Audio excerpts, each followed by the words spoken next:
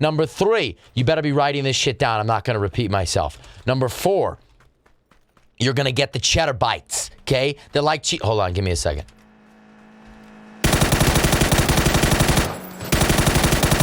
They're like cheese curds. Sorry I'm a bit late on this. Originally wanted to wait until after the holidays, but things kind of got away from me.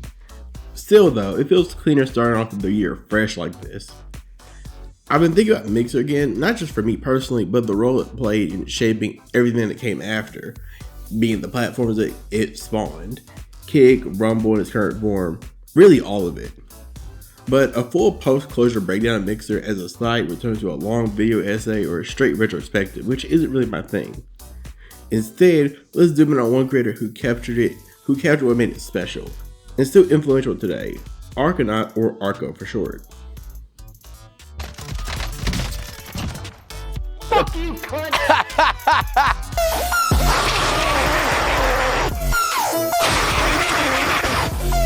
Pow!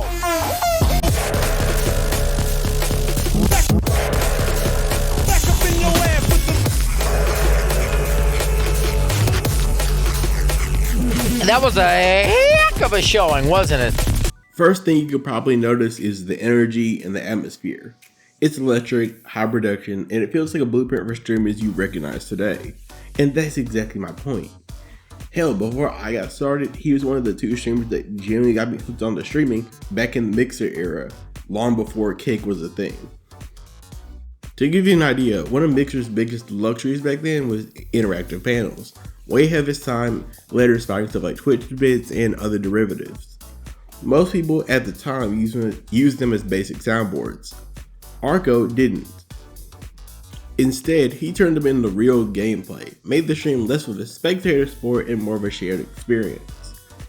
By today's standards, that viewer participation mindset feels almost commonplace in some areas. Yeah, well, you hit that button and it sends me to a new scene where basically it's got some like bomb diffusing music going on. It's got a timer and I've got 2 minutes to solve like a minute and a half to solve a Rubik's Cube. It interrupts my game. It interrupts my life. He does it though. I've seen him actually do the entire Rubik's Cube and finish it in less time than the 2 minutes. Every time. Yeah. And then, but there's so much attention to detail as well, because you've got your green screen and behind, because there's a green side of the Rubik's Cube, right? So what did you do about the fact that there was going to be like a hollow part? So it started as an accident. I had this whole idea for the puzzle button. I said, this is brilliant. I did it for the first time. Crushed it by like 30 seconds. It was unbelievable. I can't do anything. And then I realized that there's the green side of the cube that's just getting removed, and it was just, you saw like my overlay behind me. And so on the fly, I had the idea that I could put like an X-rayed chest behind me, and so when I finished the cube, you could see like my, you know, it looks my like an lungs X-ray. and Yeah, stuff. yeah. So it's great. Hopefully, it's great. when there are doctors in the stream, not only can I do the puzzle, but they can diagnose any issues and they can help me out for free. Today, you see it in VTubers, in extensions like Streamloots and Blurpy. You can even see entire platforms built around this philosophy, like Noise before it closed down. But saying interactivity was all that made Archo special would be misleading. The real magic is his personality. Archo is a variety streamer by design, but shooters are his specialty. What elevated it is his insane editing skills and keeping the energy consistently high, turning sections into straight action movies, really. Sometimes in the best way possible, and sometimes in a chaotic, oh no way. Personality in general can be replicated. It's a unique thing that you gain over time. So the closest modern relative I've spotlighted before is Cat Dog and Rumble. Okay.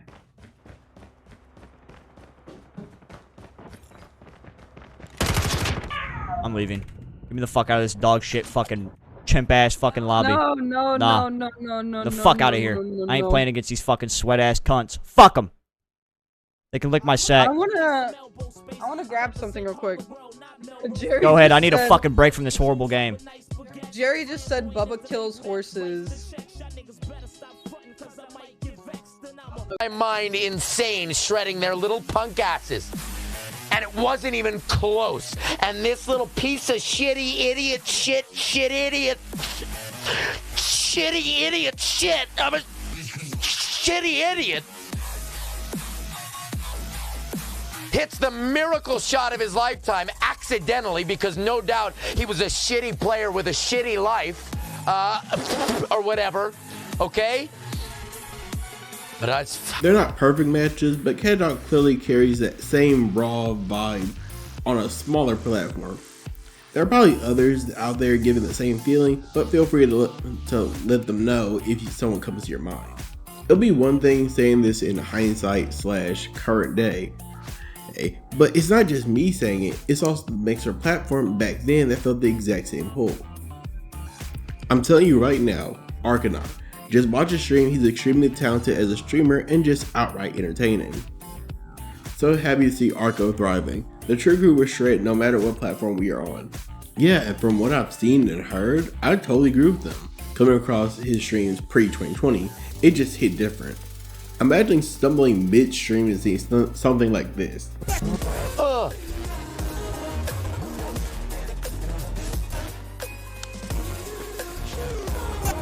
in your ass with the resurrection.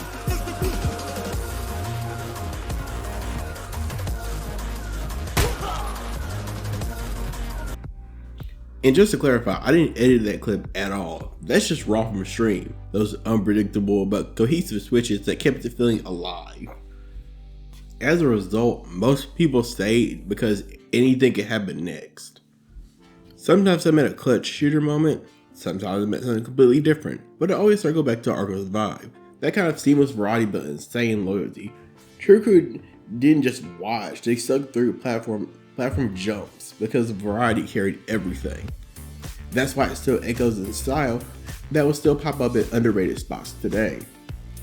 Naturally, most people wonder what happened to Archonaut after Mixer. Simple version, when Mixer shut down, creators had two main paths, Twitch or Facebook Gaming. Facebook Gaming is a whole nother conversation, so we'll just go to Twitch. Twitch did not feel the same without Mixer's tools or the same community that went over from Mixer to Twitch. A lot of viewers didn't really follow the switch, so it hit most creators hard, and only a few really rebounded. That's why you don't really hear it in conversation nowadays, for the most part. Archo didn't bounce back the peak numbers, but he kept going, and he still streams today on Twitch intermittently for fun. 6 years out from Mixer's departure, and Archonaut still streaming to this day and just having fun with it, is huge in really any book, in my opinion. This idea has been sitting with me forever. Literally one of my oldest video concepts, and I was one of those viewers back then, planning to talk about it someday. Here we are 6 years later, I'm finally doing it because Archo wasn't just special to me. He felt like a prelude to the creators I later discovered on Kick, Rumble, all the sites since Mixer fell. That interactive personality first energy is still out there beyond Twitch and YouTube where they can really shine. Anyway, if you want to check out any of the streamers I mentioned, Archo, CatDog, or anyone from Clips, they're in the description along with my videos, early and ad-free over on Odyssey. Drop your favorite underrated creators below, especially if they're from smaller platforms. More spotlights are coming. Just a matter of when, of course. Until next time, Baron out.